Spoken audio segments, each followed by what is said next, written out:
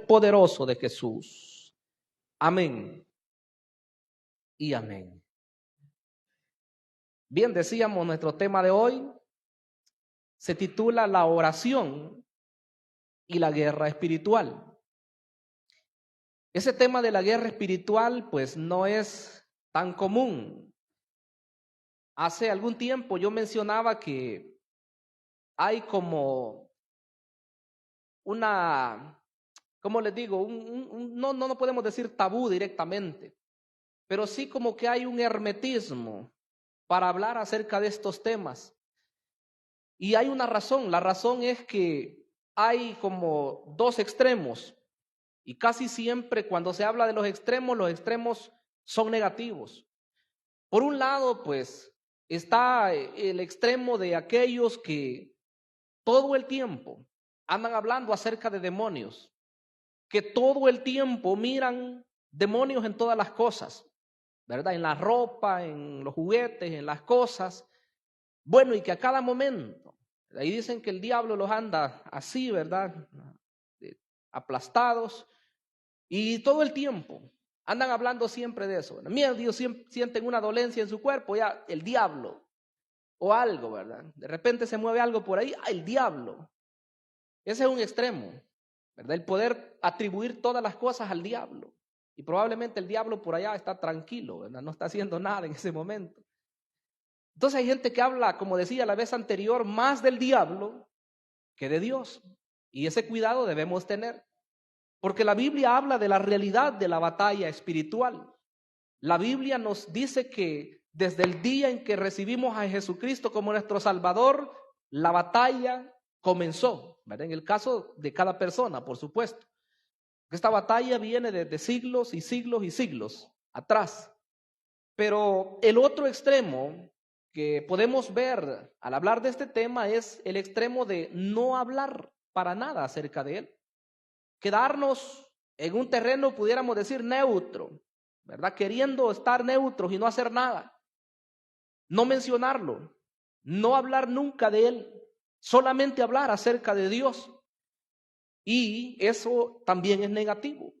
Porque entonces, si nosotros hablamos solo de la bendición de Dios, si hablamos solo del propósito de Dios para el creyente, para la iglesia en general, y no hablamos del enemigo, de aquel que está tratando de estropear la obra de Dios, entonces el pueblo de Dios va a estar ignorante en cuanto a esa realidad. Todos nosotros debemos saber, sea que hayamos avanzado muchos años o que acabamos de aceptar a Jesucristo, debemos saber que el enemigo siempre está en contra del creyente. El enemigo siempre va a querer estar deteniendo al creyente para que no haga la voluntad de Dios. Y esa es nuestra lucha. La lucha diaria no es solamente mantenerse. La lucha diaria no es solamente decir soy cristiano un día más, sino que la lucha diaria es avanzar. Hermanos, no solamente debemos decir sigo siendo creyente después de 10 años, después de 20 años, hay que ver cuánto hemos avanzado. No podemos estar en niñez espiritual como hablábamos en los Hebreos. Debemos de ser creyentes que si el año pasado éramos personas guerreras en el Señor, que a toda costa dábamos el rostro al Señor y las espaldas al mundo, en este año tiene que ser mejor todavía. En este año el Señor tiene que ser el centro de la vida de cada uno de nosotros. No podemos retroceder. Si usted ha menguado en su vida espiritual, en sus ejercicios espirituales o en su servicio a Dios, créalo que el enemigo está ganando la victoria, ¿verdad? No puedo decirle de otra forma. Pero si nosotros somos de aquellas personas que cuando viene el mal pensamiento acerca de retroceder en algo que ya ha sido conquistado y rápido lo reprendemos, le digo, vamos a estar en el buen camino. Porque el enemigo quisiera, ¿verdad? Que el que predica diga, no, pues no, ya no predico, hombre, hoy viene el 2024, así que hoy ya no, ¿verdad? Hoy lo va a hacer fulano y lo va a hacer fulana, así que yo ya no lo hago, ya es suficiente lo que yo hice. Eso el enemigo, yo le digo, como decía la vez anterior, ha de aplaudir, si lo pudiéramos ver, ¿verdad? Ahí con los ojos espirituales, aplaude, de acuerdo, te felicito, ¿verdad?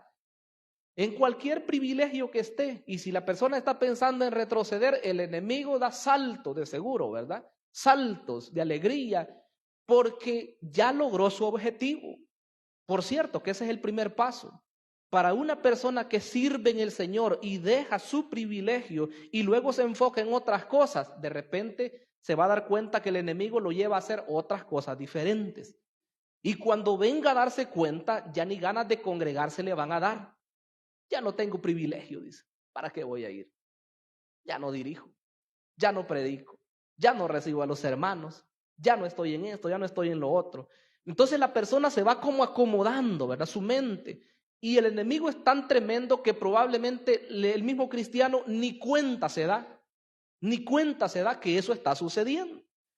Por eso es que dice que el enemigo trabaja, yo no diría tan fino, sino trabaja sucio, pero lo hace de una manera tan ordenada que ni cuenta nos damos nosotros. Ese cuidado debemos tener. Ya anteriormente pues hablamos un poco acerca de los dos aspectos que quiero tocar, pero de manera rápida, porque me voy a enfocar en la oración. Pero lo primero que quiero mencionar hoy es que debemos fortalecernos en el Señor. Cuando se siente débil, usted hablando físicamente, ¿qué es lo que hace? Yo creo que rápido pensamos en vitaminas, ¿verdad? Ay, este es mi cerebro. Acabo de terminar un ciclo de estudios y entonces siento agotamiento. Rápido. ¿Cuáles vitaminas? Y ya usted sabe algunos nombres de algunas vitaminas que son, pero así, ¿verdad? Rápido levantan el ánimo. Entonces viene la persona, se vitamina, el joven estudiante o el hombre o mujer mayor que está agotado por algo.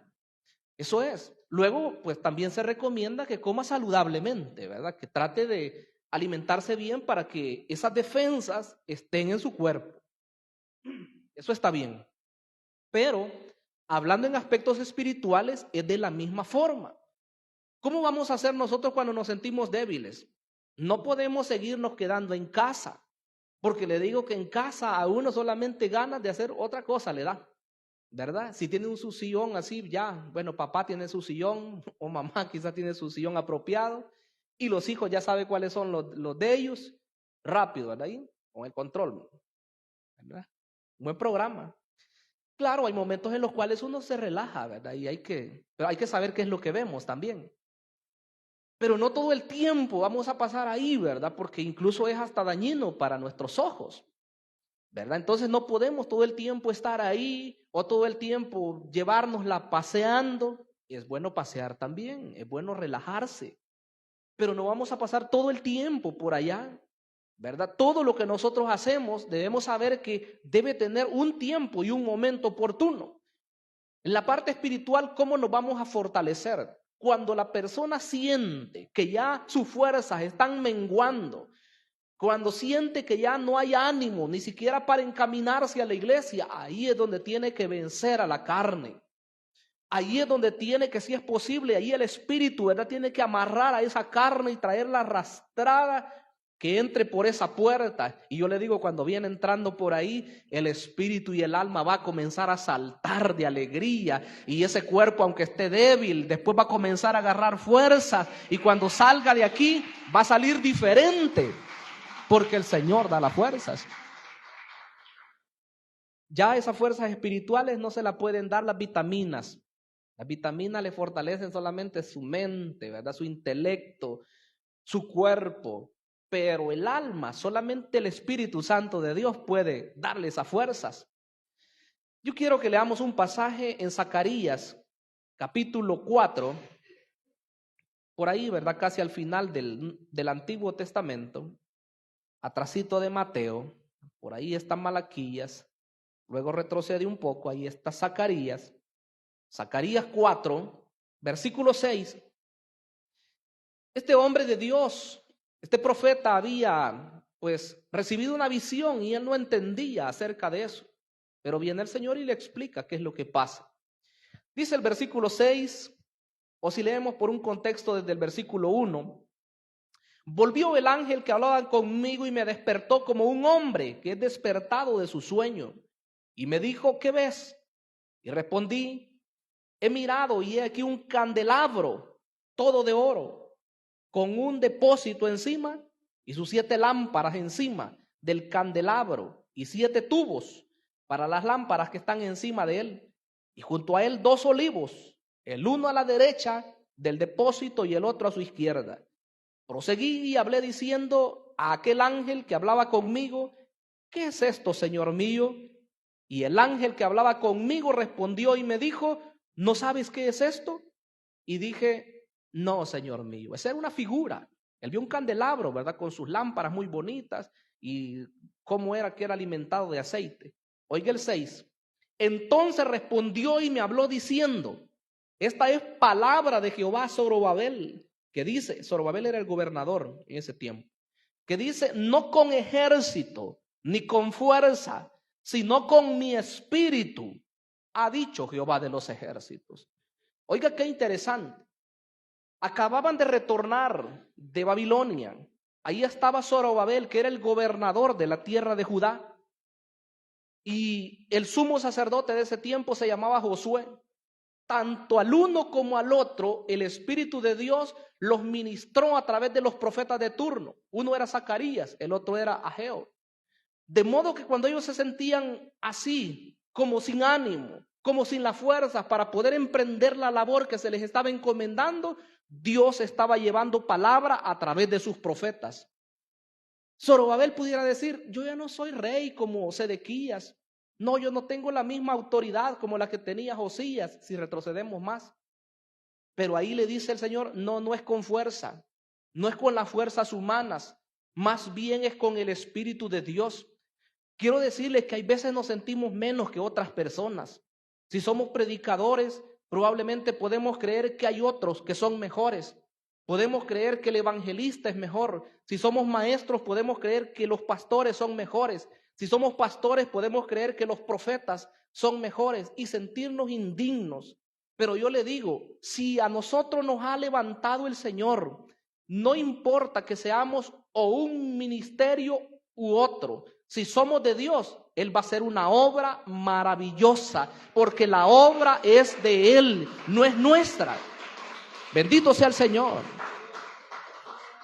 Y de la misma forma, en cualquier ministerio, usted pudiera decir: no, pero es que yo no canto como Marcos Witt, ¿verdad?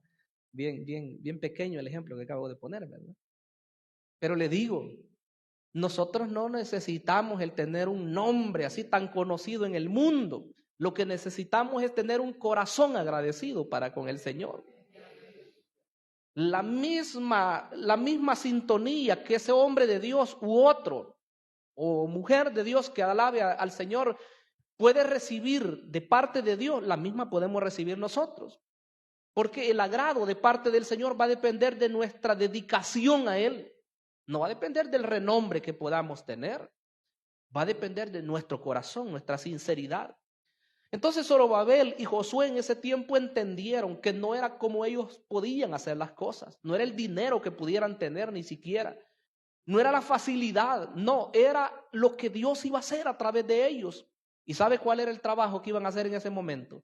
No era cualquier cosa. Era construir de nuevo el templo que habían destruido los babilónicos. Ellos estaban ahí temerosos. Y claro, los enemigos a los alrededores también amenazándolos. ¿Y estos judíos qué han venido a hacer acá? Y claro, el contexto todo lo encontramos en el libro de Esdras y en el libro de Nehemías, donde se puede ver claramente que los enemigos se burlaban de ellos. Y ya más adelante, cuando estaban construyendo las murallas, decían ellos: este muro que están levantando estos hebreos debiluchos, si salta una zorra ahí se los bota. Mire qué burla que hacían. Entonces el enemigo pudiera decir: cristianos, como le dijeron, ¿verdad? Un siervo de acá nuestro, ya vas a estar en el mundo otra vez. Eso es la burla del enemigo. Pero lo que el mundo no sabe y lo que el diablo quiere hacer ignorar al creyente es que con nosotros está el Todopoderoso. Con nosotros está Jehová de los ejércitos. Yo creo que en las fuerzas nuestras sí se pueden burlar las personas.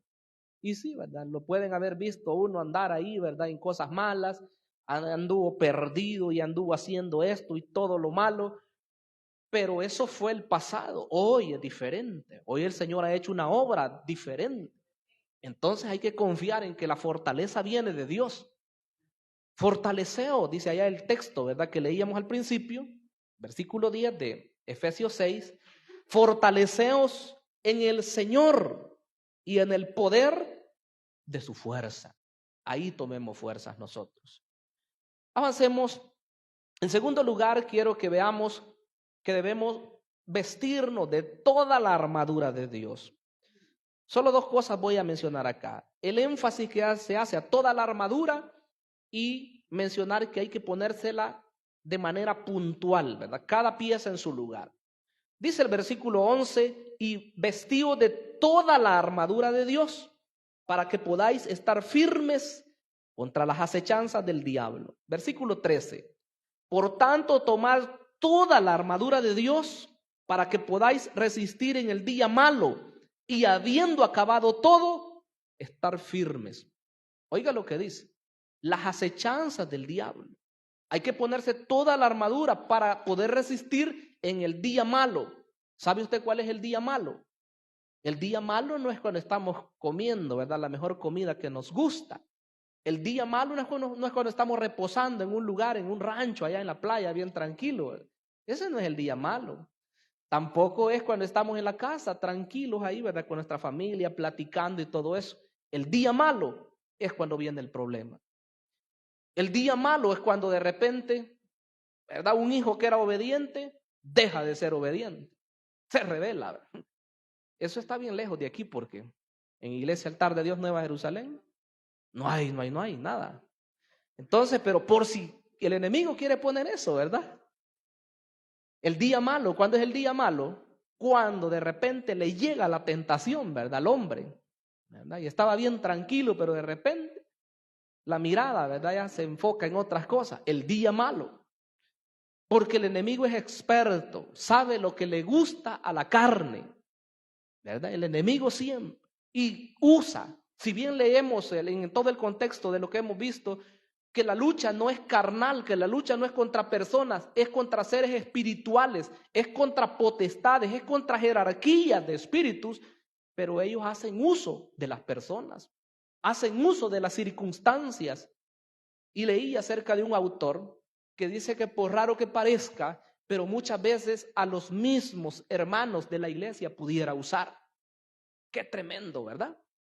Porque nosotros creemos que en la familia, en las personas que están más cerca de nosotros, es de lo que debíamos de esperar el apoyo, donde deberíamos de esperar una palabra de aliento, de consuelo. Pero el enemigo es experto y él pone a uno con el otro, a la hermana con la otra hermana. Y si es en la casa, pone a un hermano contra una hermana o pone al padre contra los hijos. Porque el enemigo no quiere ver familias fuertes. El enemigo quiere desbaratarlas. Y el enemigo no se va a gozar porque se están agregando más personas a la iglesia. Qué bueno. No, el enemigo va a decir, ya voy a ver cómo les quito unos cuantos. Pero hoy los reprendemos porque hoy estamos desenmascarando las obras de las tinieblas. Hoy el Señor Dios Todopoderoso nos está fortaleciendo. Vea que dice que hay que tomar toda la armadura de Dios. Y la vez anterior mi mensaje giró solamente en torno a eso, ¿verdad? En torno a lo que es cada una de las piezas. Así que hoy no voy a hablar acerca de eso. Quiero pasar a la parte tercera, que es el centro del mensaje de hoy. Dice que hay que orar en todo tiempo. Eso es la tercera parte. Orar en todo tiempo. Solamente 3 versículos nos hablan acerca de eso. Dice el 18... orando en todo tiempo, con toda oración y súplica en el Espíritu, y velando en ello con toda perseverancia y súplica por todos los santos. Ese versículo es riquísimo. Nos dice muchas cosas, pero yo quiero dividirlo en 2. Número 1, nos dice cómo debe ser la oración. Y número 2, por quiénes se debe de orar, de los versículos 19 al 20. ¿Cómo debe ser la oración entonces? Dice ahí, orando en todo tiempo. Quizás nos faltaría, ¿verdad? El tiempo que tenemos asignado para este mensaje, para hablar de los diferentes pasajes donde se nos dice que la oración tiene que ser siempre. Pero nosotros pensamos a veces que no, ¿verdad? Porque nosotros pensamos que la oración es cuando hay problema. Por supuesto que hay que orar cuando hay problema. Cuando viene una enfermedad, hay que orar. Cuando hay un reto, ¿verdad?, que hay que enfrentar, hay que orar, por supuesto. Cuando se está pidiendo dirección por un proyecto, hay que orar. Pero no solo entonces. Hay que orar cuando no tenemos ninguna enfermedad. ¿Cuántos están de acuerdo? Hay que orar. Hay que darle gracias a Dios. Hay que orar también, como dije hace un momento, cuando tenemos abundancia de pan. Hay que orar. Hay que orar cuando los hijos están sacando 10. Bueno, ya van a comenzar, ¿verdad? Y nosotros oramos como padres, que le vaya bien a mi hijo, que le vaya bien a mi hija, que no aplacen ninguna materia, los que ya están en universidad, que ellos puedan salir bien, bueno, en el nivel que estén, no importa. Lo que queremos es que ellos aprueben, ¿verdad?, sus estudios. Y si es el trabajo, Señor, ¿verdad?, que se abran puertas. Señor, que en este año sea el año de mi aumento. ¿Verdad? Nunca va a decir que me vayan a bajar el sueldo. ¿Cómo? O los hermanos, ¿verdad?, que tienen negocio. Señor, que me vayan a bajar los clientes. ¿Cuál? Que se multipliquen los clientes. Entonces siempre estamos ahí orando. Cuando hay bendición hay que orar. Cuando hay dificultades, de la misma forma hay que orar. Dice la oración en todo tiempo. Romanos 12:12, ¿verdad? Por si lo queremos anotar. Dice, gozosos en la esperanza, sufridos en las tribulaciones y constantes en la oración. Esa palabra, constante, constante. ¿Y cómo nos da problema eso a nosotros? Porque siempre estamos buscando. ¿Y cómo es? Pues entonces tengo que estar de rodillas todo el tiempo. Y mi trabajo, y mi estudio, y mis mandados, y todo lo que hago. ¿Y cómo voy a estar de rodillas todo el tiempo? Porque hay muchos pasajes que nos dicen de la constancia de la oración. Siempre estamos tratando de esquivarnos. Primera a los Tesalonicenses 5:17 dice, orad sin cesar. No sin César, ¿verdad? Porque una persona dijo, orad sin César. Y sacaron a César. Ay, si aquí está el hermano. No, orad sin cesar. Una tilde puede hacer la diferencia, ¿verdad? Un acento. Orad sin César, no. Orad sin cesar. Sin cesar. O sea, sin parar. Entonces nos seguimos preguntando, entonces quiere decir que no hay que hacer otras cosas. Por supuesto que sí. Y creo que como cristianos maduros ya hoy no nos da problema eso, porque nosotros oramos aquí en el templo, oramos en la casa, y si vamos por el camino, nuestra mente, la Biblia dice que tenemos la mente ¿de quién? De Cristo. Entonces el que tiene la mente de Cristo, todo el tiempo está pensando que es un hijo de Dios, no deja su uniforme de cristiano aquí, y sale, ¿verdad? Ya se pone otro uniforme más raro. Y claro, hemos entendido que nosotros no dependemos de cuestiones así, ¿verdad? De algo, una vestimenta física. La vestimenta es espiritual, ¿verdad? ¿Quién soy? Así predicó alguien un día de estos, ¿verdad? De nuestros hermanos, consiervos, pastores. Tiene que saber quién es usted. Yo tengo que saber quién soy para siempre estar en la sintonía que estamos. Cuando el creyente anda allá afuera, no cree que las demás personas le van a decir doña fulana o don fulano, creyendo que no es el cristiano que es, o el pastor que es, o el líder que es. Siempre las personas están pensando, ¿quién es usted? Uno pudiera decir, no, en este momentito no me tomen como el pastor. En este momentito yo solamente quiero relajarme, quiero disfrutar. ¿Cuál? Si lo ven a uno siempre, pastor, Dios le bendiga, donde quiera que lo miren. Entonces no hay un momento en el cual nosotros nos despojamos de lo que somos completamente, aunque quisiéramos tomarnos un descanso, pero no dejamos de ser hijos de Dios. Entonces dice que hay que orar sin cesar. Otro versículo le voy a dar, Lucas 18:1. Dice que el Señor Jesucristo le relata una parábola más, porque Él enseñaba por medio de parábolas, y dice que esa parábola era acerca de la necesidad de orar siempre y no desmayar. ¿Cuánto tiempo oró ya usted por su situación? Yo me gozo y siempre pongo algunos ejemplos de aquí, de hermanos y hermanas que ya recibieron respuesta acerca de alguna situación. Y yo digo, a esas personas sería bueno acercarnos y decirle cuánto tiempo, bueno, de algunos ya sabemos, cuánto tiempo oró usted para ver su respuesta. Y a esa gente hay que interrogarlas. ¿Cómo se sintió usted en ese tiempo? ¿Qué hizo en ese tiempo? ¿Verdad? Porque esas personas yo creo que le pueden dar un consejo a uno de qué hacer para mantenerse así, firmes. Porque el problema no es cuando uno comienza en la petición, el problema es cuando el tiempo va pasando, ¿verdad? Y cuando no vemos la respuesta.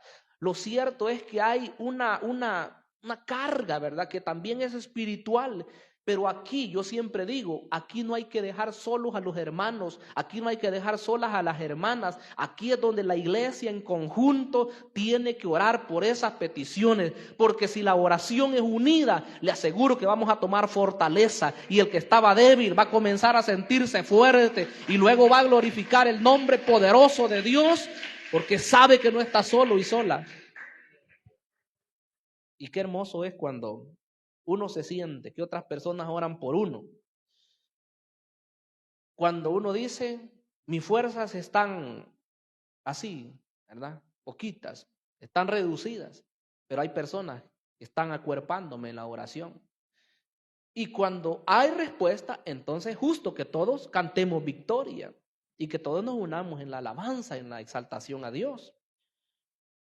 Entonces, hermanos, la oración debe ser en todo tiempo, pero algo más. En esta misma parte dice que debe de ser con toda oración y súplica. La súplica. 1 Timoteo 2:1 habla de varias formas de orar. Con toda oración y súplica, dice ahí. Mire lo que dice el versículo 1. Exhorto ante todo. Estoy en 1 Timoteo 2:1. Exhorto ante todo a que se hagan rogativas. Esa es una forma de orar. Oraciones. La forma normal, peticiones y 4 acciones de gracias. Mire qué interesante lo que dice. Rogativas. ¿Ha rogado usted en alguna oportunidad por alguna situación? El rogar no es solamente una vez. Señor, te pido que me des esto. No, por favor, Señor. ¿Cuántas veces? En la Biblia hay algunos ejemplos de hombres o de mujeres que al Señor le imploraron, le rogaron. Algunos recibieron, otros no. Pero Dios tenía propósitos.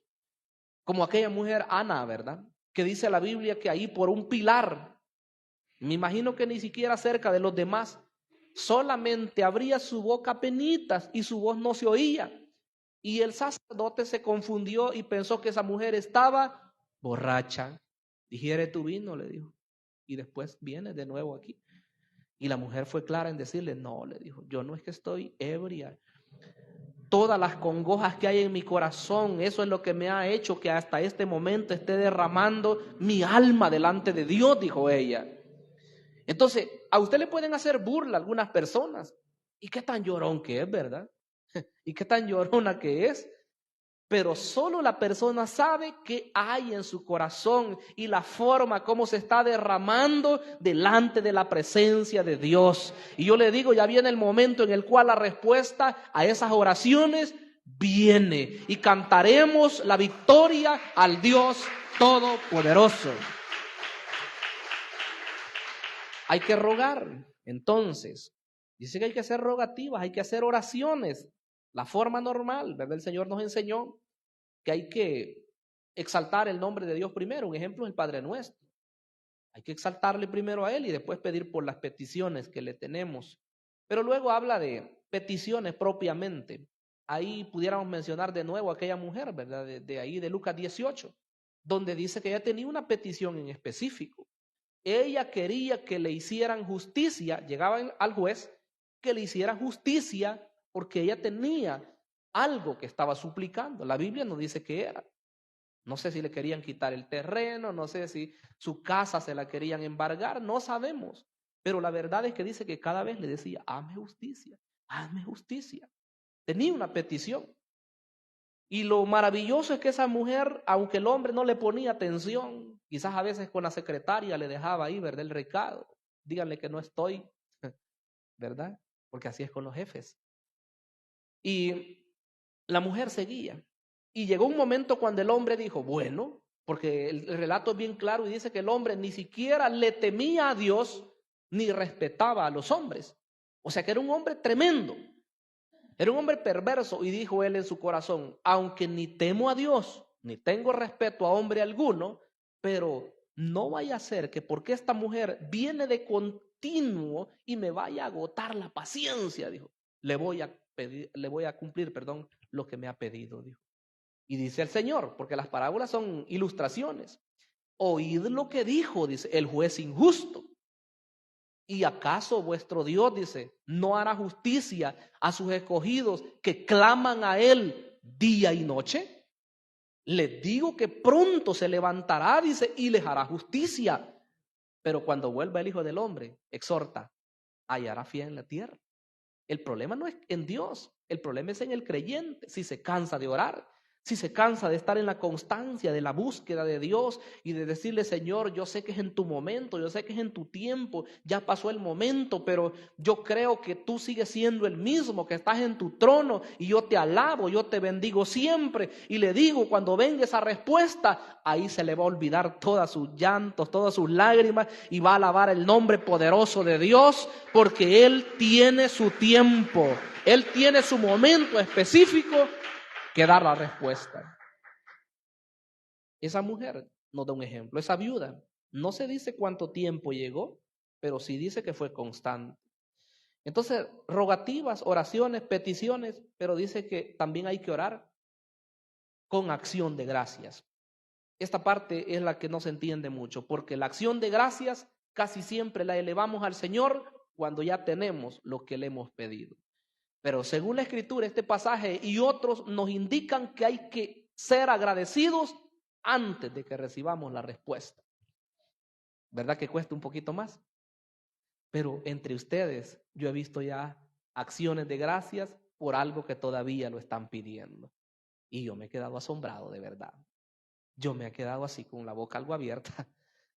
Y qué maravilloso que después que el hermano o la hermana ha hecho esa acción de gracias al Señor, su respuesta viene y vino. Qué maravilloso.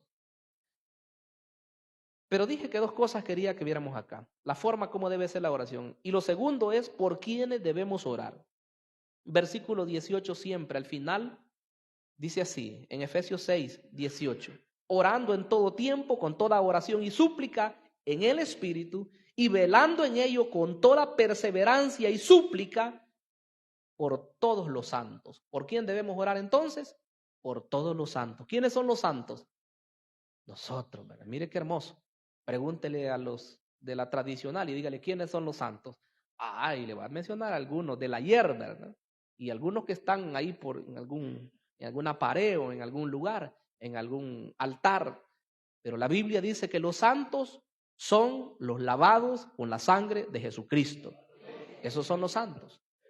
No tiene usted que morirse para que digan que usted es santo, ¿verdad? No tiene que haber obrado ni siquiera un milagro para que se diga que es santo, porque la iglesia tradicional eso dice. Eso es falso.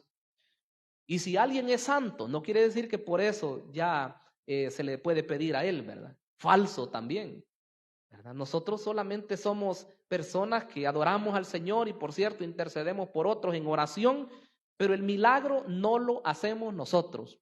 El milagro, el único que hace milagros es Jehová de los ejércitos. Ellos dicen: hay que ver si hizo un milagro, dice, y entonces sí lo decretamos como santo. Santo en El Salvador, ya tenemos un santo. Yo no digo que tenemos un santo en El Salvador, tenemos miles de santos, ¿verdad? Y por cierto, no son los que ellos dicen, son otros, ¿verdad? Son los que están vivos. Y claro, algunos que ya murieron también, con su confianza puesta en el Dios maravilloso. Entonces hay que orar por todos los santos.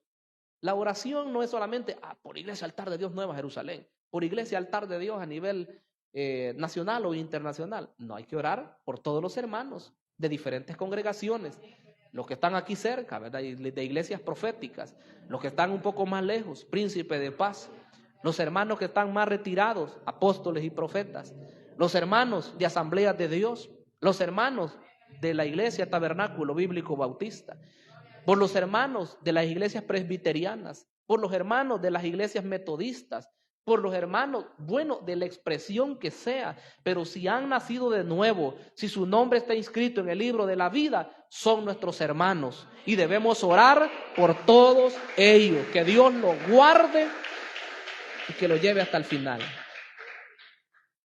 Desde este púlpito lo hemos repetido, ¿verdad? Usted no va a oír que nosotros somos los únicos. No, no es así. Nosotros somos parte del cuerpo de Cristo y por lo tanto debemos respetar a los demás hermanos, hablarles, ¿verdad? No somos enemigos, son nuestros hermanos. Entonces debemos orar por todos los santos. Claro, aquí avanzamos un poco más porque oiga que no solamente por los creyentes, sino que también hoy por los ministerios en específico. Dice el versículo siguiente, el 19.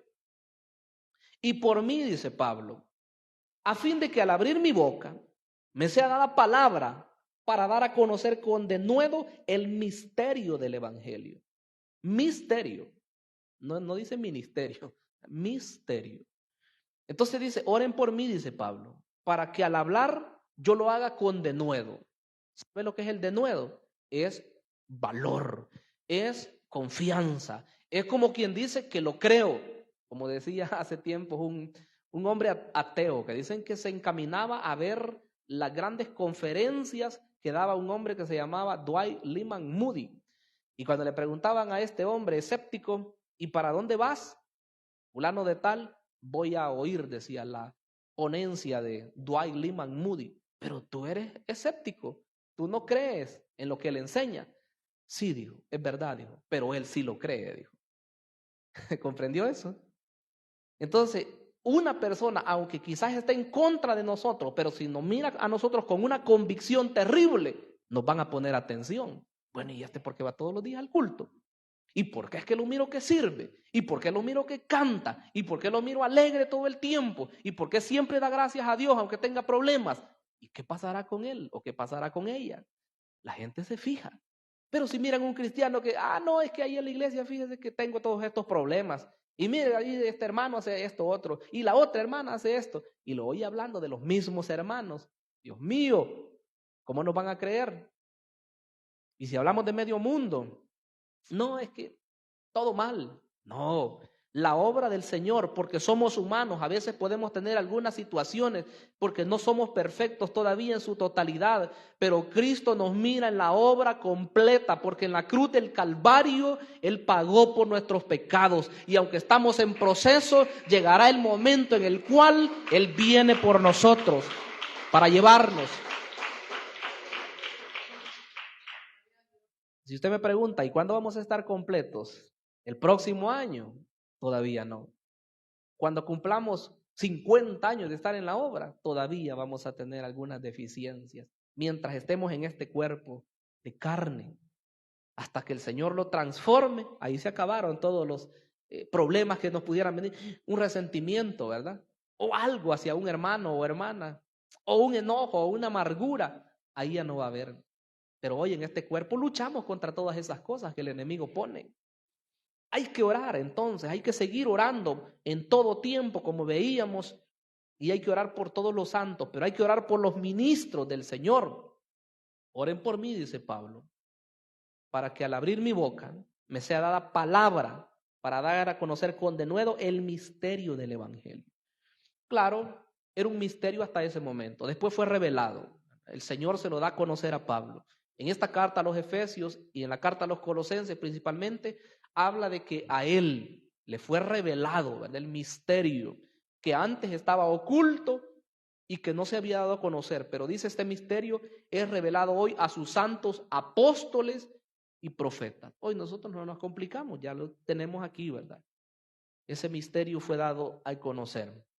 Hoy pues solamente hay que proclamarlo con todo valor. Por eso es que las iglesias deben orar por sus siervos. Con toda humildad les digo, oren por este siervo. Oren por este siervo. Y todos los que lo hacen, gracias, ¿verdad? Porque el Señor da fortaleza, ¿verdad? Y cuando hay desánimo y cuando el enemigo le quiere poner malos pensamientos a uno dice, hay personas que están orando por mí, ¿verdad? Su servidor orando por ustedes y ustedes orando por mí, orando por los otros pastores, orando por los otros líderes. La obra va a seguir avanzando y avanzando y avanzando. ¿verdad? Qué maravilloso. Entonces hay que orar por quiénes, por todos los santos, dice, pero hay que orar por los pastores, por los evangelistas, por los, maestros. Si hay profetas, hay que orar por los profetas, hay que orar por los apóstoles, hay que orar por todos los siervos que tienen ministerio. Y finalicemos, aunque ese no está acá, pero lo cierto es que hay que orar también por las personas que están en eminencia. En 1 Timoteo 2, el versículo 2, dice que oremos por los que están en eminencia, por todas las personas que tienen una autoridad en los países. ¿Quiénes son? Ahí dice por el rey, pero hoy son presidentes. Ahí está el vicepresidente, ahí están los diputados de la Asamblea Legislativa, están, ¿quiénes más? Los ministros, ¿verdad? De cada cartera de Estado, están también los alcaldes y todos sus consejos. ¿Quiénes más podemos mencionar ahí? Bueno, están algunas semiautónomas que le llaman, hay que orar por esas instituciones, hay que orar por los que se encargan de la justicia, por la policía, ¿verdad? Por el ministerio de, ¿qué es? De defensa, por todos ellos, por la fiscalía. Por ellos no, ¿verdad? Porque acusan a las personas, acusan a los malos y están para descubrir al que hace mal. La Escritura dice en la carta a los Romanos capítulo 13, ¿quieres tú no temer a la autoridad? Haz el bien, ¿verdad? Porque dice, no en balde lleva la espada, porque es un servidor de Dios. Hay que ser cuidadosos incluso con eso. La Biblia dice que debemos orar por todos ellos. No habla de partido, ¿verdad? Siempre le hemos dicho así. Son las autoridades que se eligen. En todo país democrático se eligen así, por medio del voto, ¿verdad? Por los que usted vote, esos son los que van a quedar dirigiendo al país en esta próxima elección. Entonces hay que orar por todos ellos, por los que están y por los que van a llegar después. Hay que orar por ellos. Pero si el cristiano se pone en contra, entonces estamos en problemas. El cristiano a veces, ¿verdad? Los que manejan, ¿verdad? De repente lo para ahí la autoridad. ¿Y usted? ¿Cómo es que a mí me anda buscando? ¿Y por qué no va a buscar a los malos? No, tranquilo, ¿verdad? No, hay que atenderlos a ellos. Sí, señor, ¿verdad? ¿Qué es lo que desea? Hay que enseñarle los papeles y todo, ¿verdad? El problema es si no anda documentos, ¿verdad? Hoy en estos tiempos, tantos muchachos con motos y no andan legales, y por eso hay accidentes a veces también. Entonces, la culpa no es de las autoridades a veces, es de la persona. Hay que tener presente eso. Entonces, hermanos, hay que orar por todas las personas.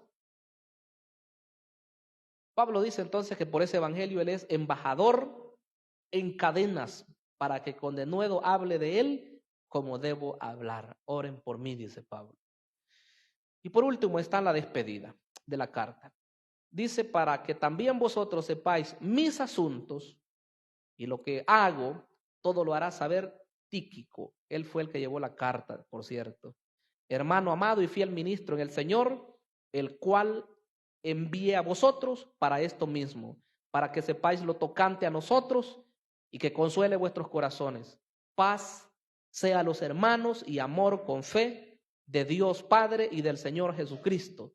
La gracia sea con todos los que aman a nuestro Señor Jesucristo, con amor inalterable. Amén. ¿Cuántos decimos amén? ¿Cuántos podemos glorificar el nombre poderoso de Dios? Amén. Bien, hermanos, incline su rostro ahí donde está y demos gracias al Señor por su abundante misericordia. Padre, queremos darte las gracias en esta hora, pues tú nos has bendecido de una manera, Señor, especial. No solamente, Señor, nos has salvado, nos has perdonado de nuestros pecados, sino también, mi amado Señor, nos has dado las herramientas para que podamos caminar en esta vida, Señor, para que podamos incluso defendernos y luchar contra las adversidades que el mismo enemigo quiere poner contra nosotros. Tú nos has dado, Señor, cada una de las piezas de la armadura. Debemos ponerla, Señor, toda. Pero aparte de eso, debemos también estar constantes en la oración. Esa es la forma como entramos en la lucha espiritual. Esa es la forma como podemos vencer. No es con buenas ideas, buenos pensamientos, no. sino más bien es en el momento de la oración, en el tiempo de la comunión contigo, Señor, donde se libran las batallas, es donde podemos ganar cada una de esas batallas, Señor, obtener victorias. Y luego cuando nos levantamos, vamos seguros y vamos incluso con nuevas fuerzas para seguir batallando. Señor eterno, danos las fuerzas, porque a veces se nos acaban. Hay momentos en los cuales nos debilitamos, pero si estamos ahí siempre en tu secreto, si la oración es número uno en nuestra vida, podremos obtener más victorias y derrotar, Señor, al enemigo de nuestras almas, que tanto, Señor, lucha por hacernos fracasar. Hoy lo reprendemos en esta noche y declaramos victoria total para tu iglesia. Declaramos, Señor, victoria sobre la fuerza del mal, sobre el pecado, sobre el mundo, sobre la carne, en el Espíritu Santo de Dios. En el Espíritu Santo de Dios está nuestra fuerza, está nuestra fortaleza. No es con nuestras fuerzas, es con tu Santo Espíritu, mi amado Dios. Gracias, Señor, te damos.